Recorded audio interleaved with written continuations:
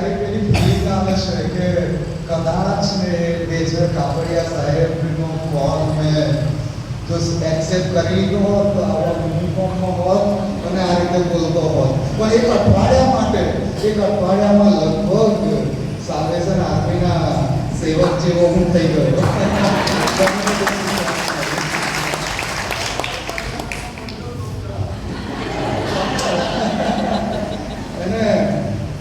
ખરેખર આપ સૌનો ખૂબ જ આભાર માનું છું કે આવું આદર્શ ગામ તો મેં પહેલાં ક્યારેય જોયું નથી.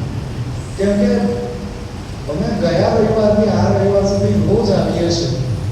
કેવી રીતે આદર્શ? તો ઘણી બધી વખત ગામમાં હજુ તો ગયા છે પગ મૂકીએ એ તમારે બૂમ અને તમારે અંદર પાકવાનું ને બધું કોઈક ને કોઈક જગ્યાએ જોવા મળે. પણ અહીં તો બધા એકબીજા સાથે એટલા પ્રેમથી હળી મળીને રહે છે, મંડળી સાથે, આ ચર્ચ સાથે જોડાયેલા છે. આ બધું જોઈને અમે પરમેશ્વર પિતાનો ખૂબ જ આભાર માનીએ છીએ. અને જે પ્રેમ તમે દર્શાવ્યો છે એ પણ હવે જાણે કે અંતના સમયમાં સેવકો પ્રત્યે પણ ઓછો થતો જાય છે.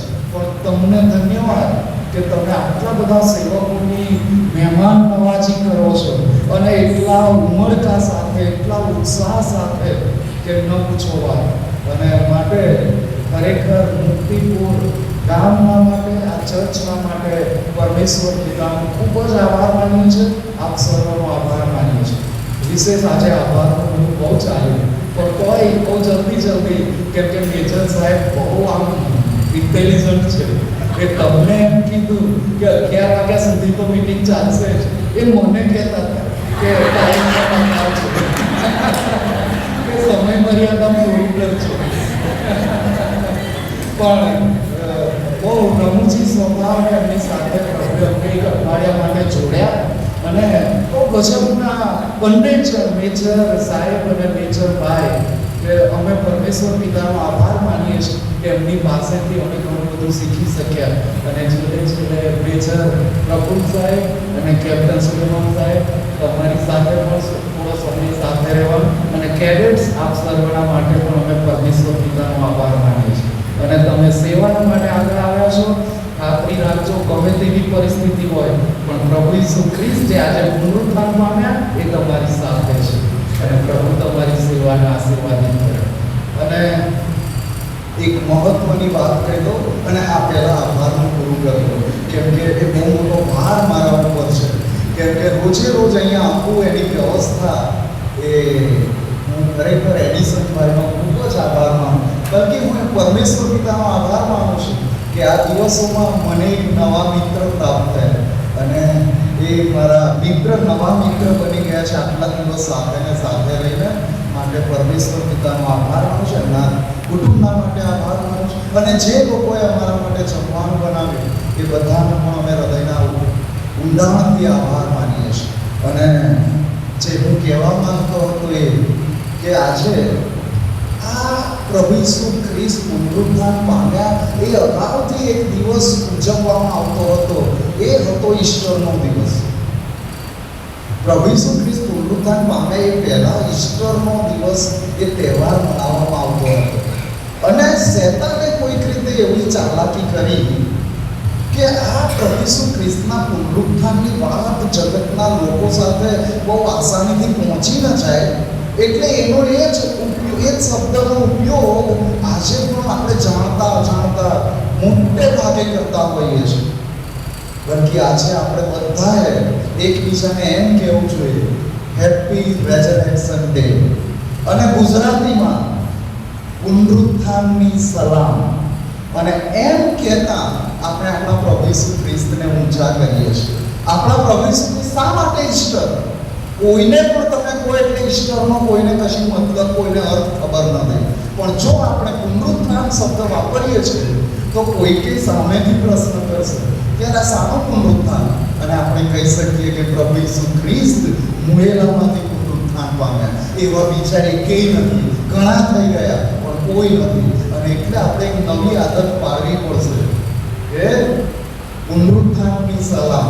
અને જે અહીંયાથી કહેવડાવવામાં આવ્યું એ પ્રમાણે કે જો કોઈ એમ કે ઈસુ ઉઠ્યો છે અને અને સામેથી રિસ્પોન્ડ આવવો જોઈએ, હા તે ખરેખર ઉઠ્યો છે.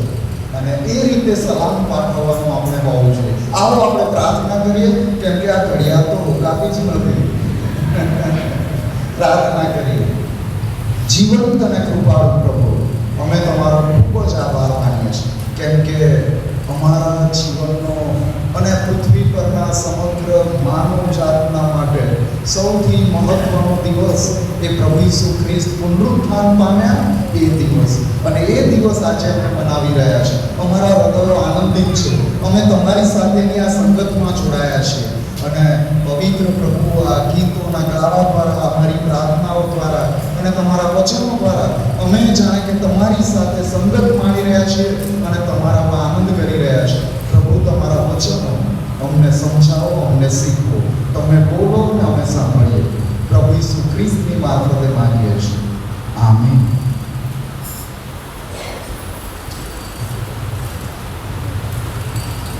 ઈસ્ટરની સવારે એક બેન, એમને ભજન સેવામાં, રવિવારની ભજન સેવામાં જવાનું હતું અને એમણે ઉબરથી કાર મંગાવી કે જલ્દીથી બિફોર ટાઈમ પહોંચી જવાય, કે યોગ્ય જગ્યાએ બેસવાનું મળે. બાકી આવું થાય, બધી જગ્યા ભરાઈ જાય અને બેસવા માટેની જગ્યા રહે નહીં. એટલે એમણે એ ઉબર મંગાવી અને એ એમાં બેસી ગયા. એમને લઈને ડ્રાઈવર આવતા હતા, પણ એમના મનમાં તો બહુ ચટીપટી હાલી હતી કે સમય પહોંચી જઈશ કે નહીં અને મને બેસવાની યોગ્ય જગ્યા મળશે કે નહીં. એટલે મનમાં બહુ જ આમ અંદરથી એવું કે કેમનું જલ્દીથી જલ્દી ચર્ચે પહોંચી જવાય. એટલે એમણે તો પેલા જે ડ્રાઈવર હતા એમના ખભા પર આમ ટપલી મારી, એવું કહેવા માટે ભાઈ થોડી ફાસ્ટ ચલાવજો, જલ્દી મને ચર્ચ પર પહોંચાડજો.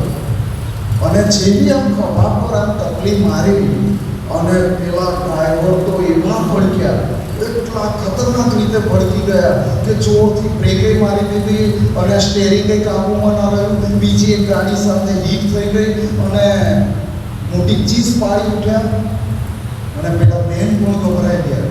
શું થયું? અને બેને પછી ડ્રાઈવરને સોરી કહેવા માંડી. મેં તમને ખભા પર ટપલી મારીને આટલી બધી તકલીફ થઈ ગઈ, મને માફ કરજો. ડ્રાઈવર કહે છે કે એમાં તમારો વાંક નથી. હું તો અઠવાડિયા પહેલા સબવાહિની ચલાવતો હતો અને હવે આ ઉપર હું ચાલુ કરીશ મારી પોતાની ગાડી. એટલે મને કે પાછળથી ડેડ બોડીએ મને કેમની ખભા પર ટપલી મારી અને એવા હાલ થઈ ગયા. બોલો, એ ડેડ બોડીને જાણે કે હાથ મારી એટલે કે મને ભૂતે આ રીતે મને ટપલી મારી. અને એ તો એવા જ બ્રહ્મા હતા કે હું તો સબવાહિની જ લઈને જઉં છું. અને માટે પણ ગમે તેમ કરીને એ બે ચર્ચમાં પહોંચ્યા. આજનો દિવસ એ આનંદનો દિવસ છે. આજનો દિવસ એ પ્રભુમાં આનંદ કરવાનો દિવસ છે. અને એના કારણો આપણે બહુ જલ્દી જોઈ લઈએ, કેમ કે જેટલું આ બાજુ જોવું એટલું જ મારે અહીં જોવું પડશે. અને માટે આ ઘટના જે માથેની લખેલી સુવાર્તા 28મા અધ્યાયમાં 1 થી 10 કલમો અહીંથી વાંચવામાં આવ્યું, પણ સાથે સાથે હું એક બીજો શાસ્ત્રપાઠ હું અહીંયા બીજી થોડી કલમો વાંચવા માંગુ છું અને પછી થોડી વાતો જોઈને આપણે પૂરું કરીશું. અને ફિલિપીઓને પત્ર 3 અધ્યાય અને 9મી કલમથી 11મી કલમ. ફિલિપીઓને પત્ર 3 અધ્યાય 9 થી 11. અને અહીં આ પ્રમાણે લખ્યું છે, અને તેમની સાથે એકરૂપ થાવ અને નિયમશાસ્ત્રના પાલનથી મારું જે ન્યાયપણું છે તે નહીં, પણ ખ્રિસ્ત પરના વિશ્વાસ દ્વારા ઈશ્વરથી જે ન્યાયપણું વિશ્વાસથી મળે છે તે મારું થાય. એ માટે કે હું તેમને તથા તેમના પુનરુત્થાનના સામર્થ્યને તથા તેમના દુઃખોના ભાગ્યપણાને જાણું, એટલે તેમના મરણને અનુરૂપ થાવ અને હું કોઈ પણ રીતે મોયેલાઓના પુનરુત્થાનને પહોંચું. આ પાઉલની હૃદયની ઝંખના હતી. એ પુનરુત્થાન પામેલા પ્રભુ ઈસુ ખ્રિસ્ત સ્વર્ગમાં જતા રહ્યા ત્યારબાદ પાઉલને દર્શન આપ્યું હતું દમસ્કસના માર્ગ પર. એ ઓલરેડી ઓલરેડી સ્વર્ગમાં જતા રહ્યા હતા અને પછી પાઉલને દર્શન આપ્યું હતું અને ત્યારથી એમના હૃદયમાં એક જ ઝંખના કે હું મારા પ્રભુ ઈસુ ખ્રિસ્તનું નામ ઊંચું ઉઠાવું, હું જગતના લોકોને ઈસુ ખ્રિસ્તની સુવાર્તા આપું, હું ઈસુ ખ્રિસ્તને પહોંચું, હું ઈસુ ખ્રિસ્તના દુઃખોમાં પણ ભાગ્યો થાવ. અને કેવળ ખાલી ઝંખના રાખી હૃદયમાં એક ઈચ્છા રાખી એવું નહીં. એ પાઉલે એટલું બધું, જો કોઈએ પ્રભુ ઈસુ ખ્રિસ્ત પછી સૌથી વધારે દુઃખ સહન કર્યું હોય તો એ પાઉલ. કેવળ ઝંખના રાખી ઈચ્છા રાખી એટલું નહીં, પણ એમણે પ્રયત્ન કર્યો. એમણે સુવાર્તા પ્રચાર માટે એ ગમે તેવી પરિસ્થિતિમાં ગમે તેવા લોકોની આગળ એ બોલતા રહ્યા. રાજા સામે પણ એમણે સુવાર્તા આપી, રાજા અગ્રિપાની સામે, ગવર્નર ફેલિક્સ અને ગવર્નર ફેસ્ટસને છોડ્યા નહીં. અને પેલો રાજા અગ્રિપા તો કહે છે, શું તું થોડા પ્રયાસમાં મને ખ્રિસ્તી કરી દેવા માંગે છે? આવી જીલ, આવી હૃદયની ઈચ્છા એ પાઉલની હતી. અને પુનરુત્થાનનું જે સામર્થ્ય છે, જેનો મને અનુભવ થયો છે, એ જગતના તમામ લોકો પ્રાપ્ત કરે. અને એટલે જ આપણે જે અત્યારે બહુ જલ્દી આ પુનરુત્થાનનું સામર્થ્ય શું છે, એને કેવી રીતે અનુભવી શકીએ, એ આપણે બહુ જલ્દી જોઈએ. રોમનોને પત્ર 10મું અધ્યાય અને 9મી કલમ.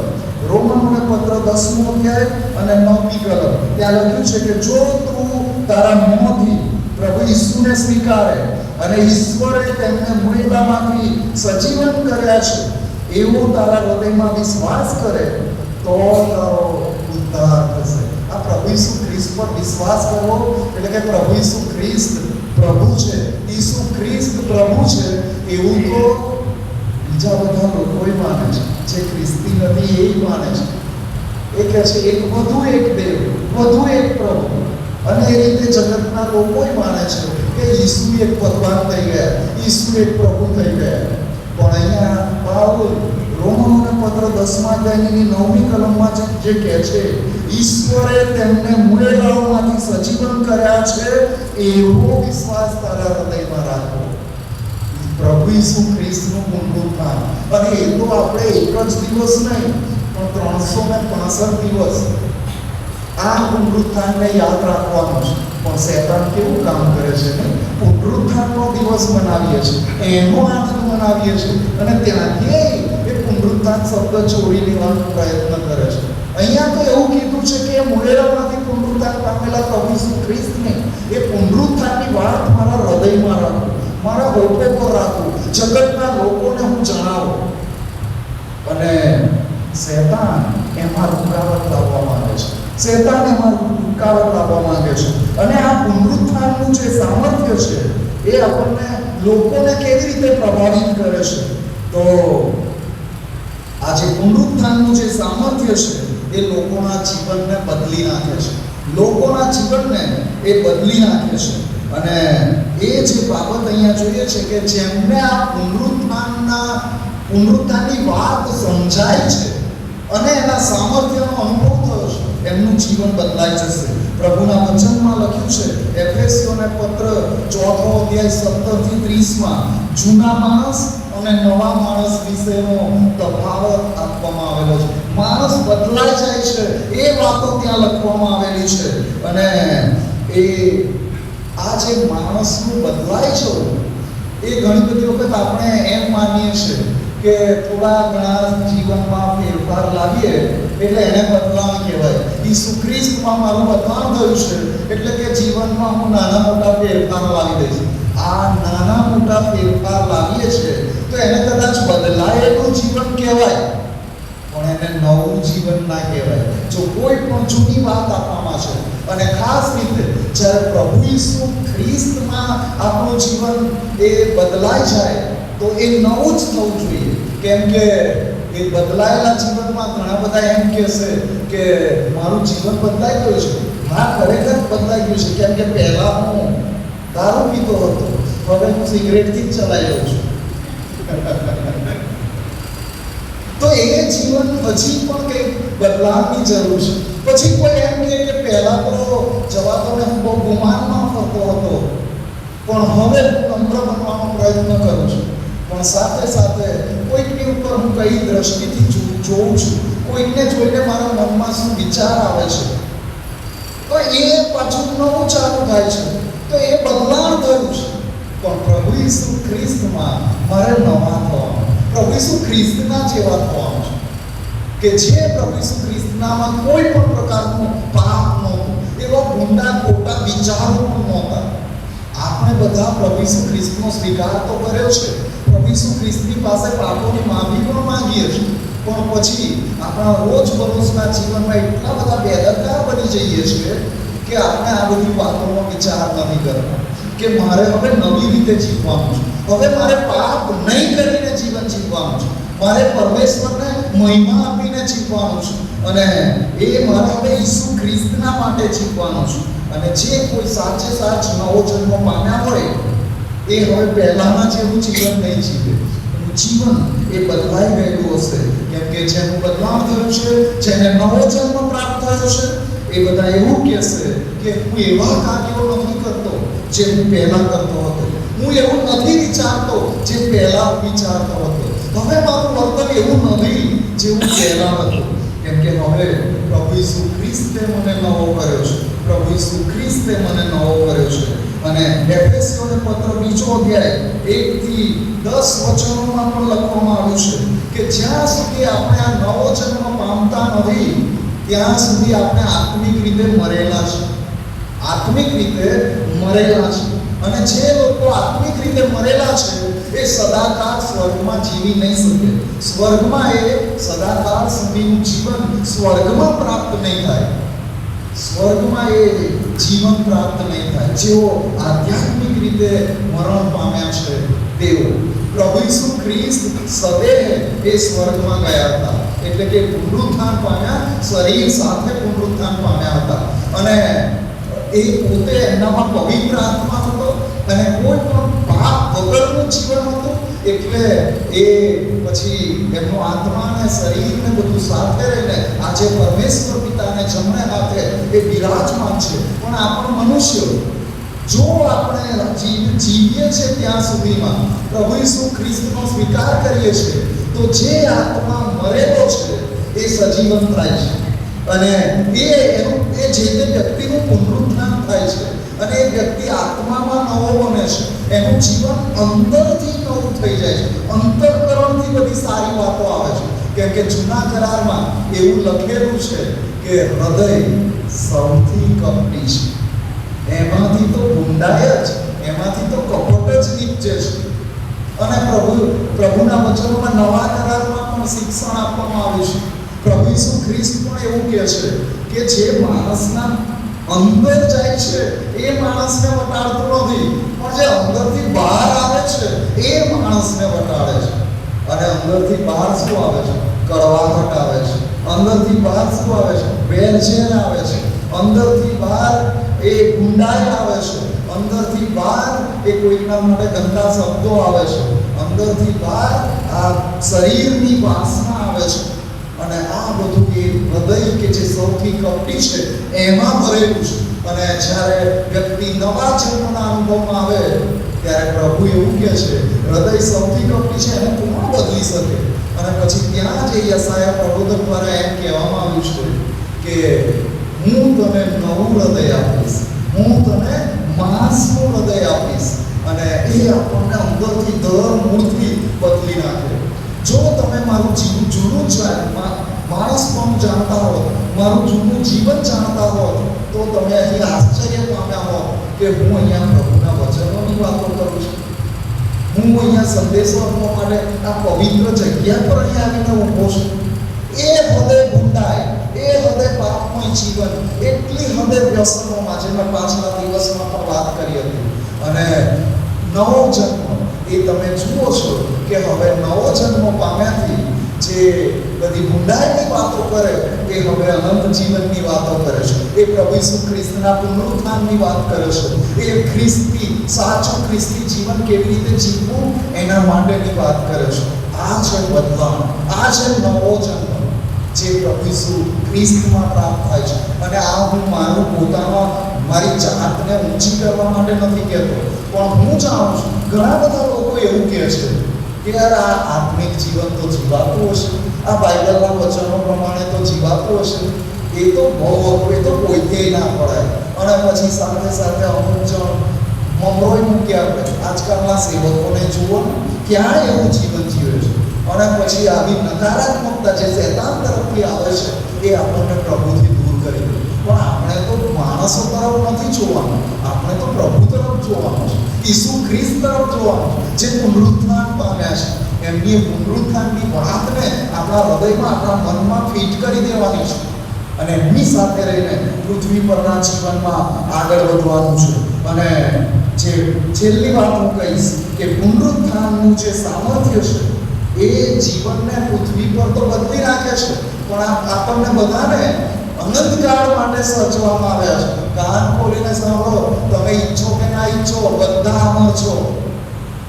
જાણીને નવાઈ લાગ્યું ને?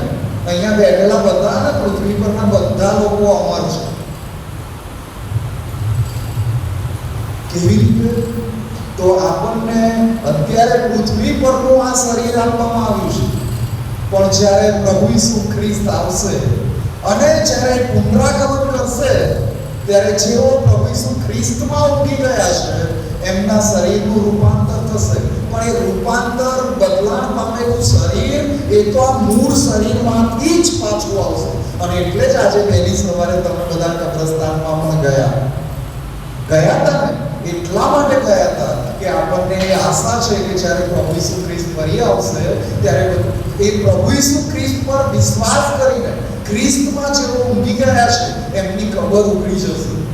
અને જે શરીર ધૂળ થઈ ગયા છે ને એ ધૂળમાંથી પણ પાછું ઉઠશે. અને એટલા માટે પાછું ઉઠશે કે પછી એ સદાકાળ રહેશે, અનંતકાળ સુધી. થયું ને? હવે સાચું છે ને કે આપણે અમર છીએ.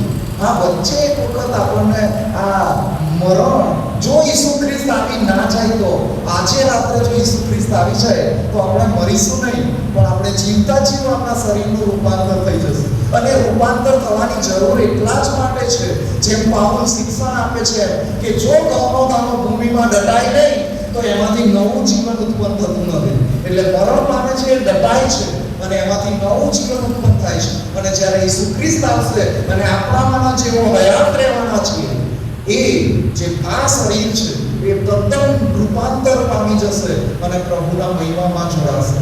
આ આશા આજના દિવસે આપણને પ્રાપ્ત થઈ છે, પુનરુત્થાનના દિવસે. એટલે અહીંયા પાછું એક વાત બહુ ધ્યાનથી સાંભળી લેજો.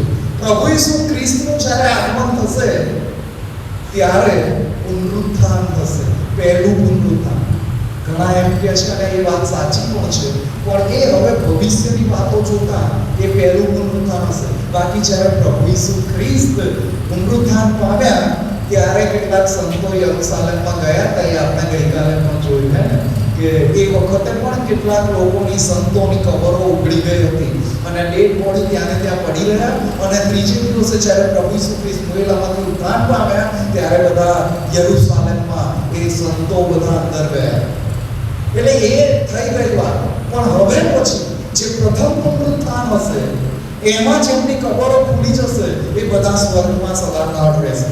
અને જ્યારે પરમેશ્વરનું એ પુનરાગમન થશે એ સમયે જેઓ હયાત છે એમનું જો શરીર અહીંયા પૃથ્વી પર અદ્રશ્ય થઈ જાય અને આકાશમાં જતા રહે, ખાલી કપડા જ અહીંયા રહે, એ રેપ્ચરના સમયના દ્રશ્યો કેટલાક હવે તો એઆઈની કમાણોથી બનાવવામાં આવે છે, વિડીયો એવા બનાવવામાં આવે છે કે જે આપણે જોઈ શકીએ કે કપડાનો ઢગલો અહીં રહી જાય અને માણસ ગાયબ થઈ જાય. એવું રેપ્ચર વખતે થશે, ગગનગમન વખતે થશે. અને એવા લોકો પછી સ્વર્ગમાં સદાકાળ જીવશે, જેમની કબરો પ્રથમ પુનરુત્થાનમાં ઉઘડી ગઈ, જેમના શરીરો રૂપાંતર પામ્યા, એ સ્વર્ગમાં જીવશે. અને પાછું ફરી બીજું પુનરુત્થાન છે, જે લોકો પ્રભુ ઈસુ ખ્રિસ્તના પુનરુત્થાન વખતે, પુનરાગમન વખતે જે નથી, જેમની કબરો ઉઘડી, કે જેઓ અહીંયા પૃથ્વી પર રહી ગયા, એ બધા બીજા પુનરુત્થાનમાં ઉઠશે. અને પ્રકટીકરણ 20 અધ્યાયની 6મી કલમમાં લખ્યું છે, જેઓનો ભાગ પ્રથમ પુનરુત્થાનમાં છે તેઓને ધન્ય છે, કેમ કે તેઓ 1000 વર્ષ સુધી પવિત્ર નગરમાં રાજ કરશે. પવિત્ર નગરમાં એ રાજ કરશે. પણ પછી જે લોકો એ પ્રથમ પુનરુત્થાનમાં નથી ઉઠવાના એ બધા નરકમાં એ લોકોએ અનંત જીવન માણશે નહીં, રડશે, દાન પીશે અને સડવાનું ને બળવાનું ને બસ એકબીજાને શ્રાપ દેતા રહેવાનું અને બધી જ જાતની પીડા, બધી જ જાતની તકલીફો એ નરકમાં લોકો માટે રાહ જોઈ રહ્યા છે. અને એક વખત વ્યક્તિ નરકમાં જઈ ચડ્યો પછી કોઈનો કોઈ છુટકારો નથી. પછી અનંતકાળ સુધી એમાં જ સડવાનું, એમાં જ શિક્ષા ભોગવ્યા કરવાની અને એમાં જ પછી કોઈ છુટકારાનો માર્ગ નહીં. અને કોઈ પણ વ્યક્તિ એવી રીતે શિક્ષા ના પામે માટે પ્રભુ ઈસુ ખ્રિસ્ત આ જગતમાં આવ્યા, માટે દુઃખ સહન કર્યું અને મરણ પામ્યા અને આજના દિવસે પુનરુત્થાન પામ્યા. એમના એ પુનરુત્થાનને આપણે યાદ કરી રહ્યા છીએ ત્યારે છેલ્લી એક વાર જોઈએ અને આપણે પૂરું કરીએ. અને એ તો એમાં એવું છે કે એક વખત આ જૂની વાત છે, 1799માં ઓસ્ટ્રિયા નામના દેશમાં ફિલ્ડકીર્ચ નામનું જે એક શહેર હતું એ બોર્ડર પર આવેલું, ઓસ્ટ્રિયાની બોર્ડર પર. અને એ શહેર એ બધી પહાડોવાળું ને એવું શહેર, પણ એ બધા જ ખ્રિસ્તી લોકો, તમારા મુક્તિપુરની જેમ. પણ બીજી એક વાત એવી હતી કે એ શહેર હતું, બહુ મોટી સંખ્યામાં લોકો રહેતા હતા, એટલે ઘણા બધા ચર્ચીસ હતા, ઘણા બધા દેવળો હતા. અને આ 1799માં નેપોલિયન જે ફ્રાન્સનો જે સમુદ્ર હતો એનું લશ્કર લઈને ઓસ્ટ્રિયા પર ચઢાઈ કરવા માટે આવી ગયો હતો. અને જે શહેર બોર્ડર પર હોય એમને સૌથી પહેલા સહન કરવું પડે. એમને પછી દુશ્મન દેશ આવીને કેપ્ચરે કરી જાય અને બધાને બંદીવાસે બનાવીને લઈ જાય, બધી લૂંટફાટ કરે. એટલે આ નેપોલિયન કે બહુ સ્ટ્રોંગ, મજબૂત એવો હતો, એ આમનો દુશ્મન હતો પણ બહુ મજબૂત એવો હતો કે એમને એવું લાગ્યું કે આ શહેરને હરાવી દેશે.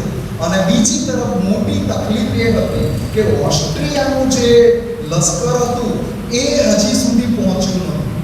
કેમ કે આ નેપોલિયન હંમેશા આવું કરે, જ્યારે સૈન્ય તૈયાર ના હોય અને અપોચિતો હુમલો કરી દે, એટલે બીજાને તૈયારીનો સમય પણ ના હોય. અને હવે આ ફિલ્ડકીર્ચ નામનું શહેર એ મુસીબતમાં આવી પડ્યું. અને એ દિવસ તો પાછો ખાસ દિવસ હતો, આજનો દિવસ પુનરુત્થાન દિન હતો.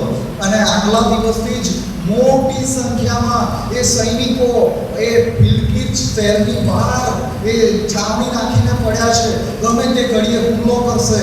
અને પછી બધા જે આખા શહેરના જુદા જુદા મંડળીના જે સેવકો હતા, પ્રભુના સેવકો, એ બધા એકઠા મળ્યા કે આ ગમે તે ઘડીએ હવે આ નેપોલિયનનું સૈન્ય આપણા પર હુમલો કરશે તો આપણે શું કરીએ? પહેલી સવારે ભજન સેવા કેન્સલ કરીએ, બધા પોતાના ઘરમાં છુપાઈ જાય, અથવા તો આપણે શું કરી શકીએ આવી પરિસ્થિતિમાં? કેમ કે મોત સામે ઊભું છે. ગમે તે ઘડીએ સૈનિકો અંદર હુમલો કરશે અને લૂંટફાટ મચાવશે, લોકોને મારી નાખવાનું ચાલુ કરી દેશે, તો આપણે શું કરીએ? અને બધા જે ધર્મગુરુઓ હતા, બધી જુદા જુદા ડિનોમિનેશનના, જુદી જુદી મંડળીના બધા સાથે ભેગા મળ્યા અને ચર્ચા કરવા લાગ્યા કે આમાંથી આપણે શું કરી શકીએ. એટલે એમાં એક સૌથી વડી વૃદ્ધ એવા ધર્મગુરુ હતા અને એમણે બધાને સલાહ આપતા કહ્યું કે આપણે ઘણી બધી વાતોનો વિચાર કરી લીધો, આપણે ઘણી બધી વાતો વિશે વિચાર કર્યો, આપણે માણસો તરફ નજર દોડાવી અને માણસો આપણને કઈ રીતે મદદરૂપ થાય, આપણે એકબીજાને કઈ રીતે મદદરૂપ થઈએ, એ બધી શક્યતાઓ ચકાસી લીધી. હવે કશું કોઈ આરો નથી, કોઈ રીતે બચી શકે એમ નથી. એટલે મારી એક સલાહ માનો. અને એમણે બધા ધર્મગુરુઓને સલાહ આપી કે દર વર્ષની માફક આજે પણ એક ફ્રાન્સનું જે લશ્કર છે એનો ડર રાખ્યા વગર નિયત સમયે વહેલી સવારે આપણે ભજન સેવામાં મળીએ અને કોઈ પણ જાતના ડર વગર, કેમ કે આપણો પ્રભુ ઈસુ ખ્રિસ્ત પુનરુત્થાન પામેલો પ્રભુ ઈસુ ખ્રિસ્ત છે અને એમનું ભજન કરીએ. અને એ ફ્રાન્સનું લશ્કર જે આવી પડ્યું છે, જે મુસીબત આવી પડવાની છે, એ આપણે પ્રભુના હાથમાં સોંપી દઈએ. કેમ કે માણસો તરીકે આપણે વામણા છે, આપણે કોઈ એકબીજાને મદદ કરી શકીએ એવી હાલતમાં નથી, કોઈ માણસો આપણને મદદ કરી શકે એવું નથી. આ વાત આપણે પરમેશ્વરના હાથમાં મૂકી દઈએ અને દર વર્ષની માફક આપણે બધા ચર્ચોમાં પ્રભુનું વચન કરીએ. અને એવું નક્કી કરવામાં આવ્યું નિયત સમયે સવારે આખા શહેરના બધા ચર્ચના બેલ એક સાથે બધાએ વગાડ્યા અને બેલ બધા ચર્ચના બેલ વાગવા માંડ્યા અને બેલ એકી સાથે વાગવા માંડ્યા એટલે એનો ગજબનો પડતો પડ્યો અને એ બેલનો અવાજ સાંભળ્યો એટલે જે ફ્રાન્સનું લશ્કર જે બહુ પાસે જ હતું એમણે એ બેલનો ઘંટારો સાંભળ્યો અને એમને એવું લાગ્યું કે નક્કી આ ઓસ્ટ્રિયાનું સૈન્ય આવી ગયું છે અને એ લોકો તો આપણા પહેલા તૈયાર હતા, આપણે તો અચિંતો હુમલો કરવાના હતા, પણ એ તો આપણી સામે આવ્યા પહેલા જ જયઘોષ જાહેર કરે છે, એ તો આનંદ કરી રહ્યા છે, એ તો જાણે કે જીતી ગયા હોય એવો એમનો દેખાડો છે. એટલે નક્કી આપનું આવી બન્યું અને એ ઘંટારો બેલનો અવાજ સાંભળીને જ બધા ફ્રાન્સના સૈનિકો ઊભી પૂછડીએ ભાગ્યા અને લોકોએ પ્રભુનું ભજન કર્યું અને ભજન કર્યા બાદ સમાચાર બધે પહોંચી ગયા હતા કે પરમેશ્વરે મોટો ચમત્કાર કર્યો છે કે ઘંટારો પ્રભુના મંદિરનો ઘંટ સાંભળીને સૈન્ય ડરીને ઊભી પૂછડીએ ભાગ્યું, પાછળ જોવાઈ રહ્યા નહીં કે અમારી પાછળ કોઈ પડ્યું છે કે નહીં. આ છે પરમેશ્વરનું સામર્થ્ય, આ છે પુનરુત્થાનનું સામર્થ્ય. હવે મૂળ વાત એ કે આજે એવું કોઈ સૈન્ય આપણી સામે પડ્યું નથી, પણ એ સાવ એવું નથી કે સૈન્ય આપણી પાછળ પડ્યું નથી. જે સૈન્ય આપણી પાછળ પડ્યું છે ને એ ફ્રાન્સનું નેપોલિયનનું કે પછી ઈરાનનું સૈન્ય હોય કે પેલા નોર્થ કોરિયાનું સૈન્ય હોય, કોઈ પણ દેશના સૈન્ય કરતાં વધારે અઘરું અને વધારે ડેન્જર, વધારે ભયાવહ એવું સૈન્ય આપણી પાછળ પડેલું છે. ખબર છે તમને? શૈતાનનું સૈન્ય, અશુદ્ધ આત્માઓ જે આકાશી સ્થાનોમાં વસે છે અને આપણું એમની સાથેનું યુદ્ધ છે અને માટે તમે બધા સિપાહીઓ છો. અમારે તો મેથોડિસ્ટોને કહેવું પડે છે કે પ્રભુ ઈસુ ખ્રિસ્ત પર વિશ્વાસ કરો ને એટલે તમે ઈચ્છો કે ના ઈચ્છો તમે સિપાહીઓ જ છો. જે કોઈ ઈસુ ખ્રિસ્ત પર વિશ્વાસ કરે અને ઈસુ ખ્રિસ્તમાં નવા જીવનની શરૂઆત કરે એટલે સિપાહી તરીકે લડવા માટે તૈયાર જ રહેવાનું, પણ અંદર નહીં, માણસો સાથે નહીં. કેમ કે પાઉલ શિક્ષણ આપતા એમ કે છે આપણું આ યુદ્ધ રક્ત તથા માંસની વિરુદ્ધ નથી, પણ આકાશી સ્થાનોમાં વસતા એ અધિપતિઓ, એ અધિકારીઓ, એમની સામેનું આપણું યુદ્ધ છે. શું આપણે તૈયાર છીએ? એ સૈન્ય એમની કામ કરવાની રીત અલગ છે. આપણામાંના ઘણા બધાને એ દુઃખી કરી નાખે છે, ઘણા બધાને નિરાશ કરી નાખે છે, ઘણા બધાને હતાશ કરી નાખે છે, ઘણા બધાને પેલી પોટલી પીવા લઈ જાય છે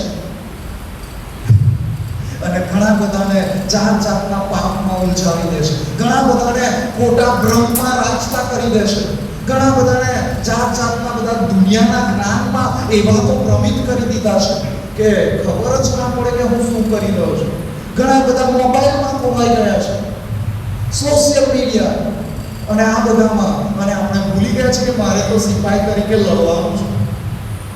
મારે એક પ્રભુ ઈસુ ખ્રિસ્તના સિપાહી તરીકે મારે હંમેશા જે સૈનિક હોય ને એ તો રોજે રોજ યુદ્ધ હોય કે ના હોય, રોજ પ્રેક્ટિસ કરે જ, એક્સરસાઇઝ કરે જ અને લડવા માટે તૈયાર જ હોય, એવા આપણે બધાએ રહેવાનું છે. માટે પ્રભુ ઈસુ ખ્રિસ્તના પુનરુત્થાનનો મેસેજ આજે અહીં આવ્યો છે. મારો સમય પૂરો થયો, એક્ઝેક્ટ 11 માં 1 મિનિટ બાકી છે. પ્રભુ આપ સર્વને બહુ જ આશીર્વાદ આપો. સાંજે ફરીથી મળીશું.